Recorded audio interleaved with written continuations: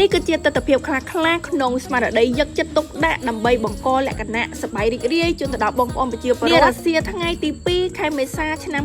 2026នេះបន្ទាប់ពីបញ្ចប់កិច្ចប្រជុំឯកឧត្តមអភិបាលនៃគណៈអភិបាលខេត្តព្រៃវែងនិងលោកជំទាវបានដឹកនាំក្រុមការងារចុះពិនិត្យវឌ្ឍនភាពនៃការរៀបចំនិងតុបតែងលម្អក្រុងព្រៃវែងយ៉ាងសកម្មភាពចុះពិនិត្យនេះបានធ្វើឡើងនៅតាមទីតាំងសំខាន់ៗរួមមានសួនច្បារសម្ដេចអគ្គមហាធម្មពោធិសត្វជាសៀមសួនច្បារសម្ដេចកន្លះហោមសខេងនិងតាមបណ្ដោយវិថីសន្តិភាពដែលកំពុងត្រូវបានរំលេចឡើងដោយភ្លើងពណ៌និងការតុបតែងយ៉ាងប្រណិតដើម្បីត្រៀមទទួលស្វាគមន៍ទេវតាឆ្នាំថ្មីជាពិសេសឯកឧត្តមនិងលោកជំទាវក៏បានអញ្ជើញទៅទស្សនាការគូរគំនូរសិល្បៈដើម្បីសន្តិភាពលើកទី3នៅរោងតម្កល់ទូកងកម្ពុជាកបូតាខេមរាតារីទាំងគំនូរប្រវត្តិសាស្ត្រដែលរៀបរាប់ពីសមរភូមិសង្គ្រាមរវាងកម្ពុជានិងថៃនាពេលកន្លងទៅនេះបានរៀបចំឡើងយ៉ាងផ្ចិតផ្ចង់ដើម្បីដាស់តឿនស្មារតីកូនខ្មែរឲ្យស្គាល់ពីតម្លៃនៃសន្តិភាពការខិតខំប្រឹងប្រែងទាំងអស់នេះគឺដើម្បីត្រៀមលក្ខណៈឲ្យបានល្អឥតខ្ចោះសម្រាប់ព្រឹត្តិការណ៍សង្ក្រាន្តព្រៃវែងដែលនឹងប្រព្រឹត្តទៅចាប់ពីថ្ងៃទី13ដល់ថ្ងៃទី16ខែមេសាខាងមុខព្រៃវែងបានត្រៀមខ្លួនរួចជាស្រេចដើម្បីផ្ដល់នូវភាពសប្បាយរីករាយនិងមោទនភាពជូនដល់ភ្ញៀវទេសចរនិងបងប្អូនជនរួមជាតិទាំងអស់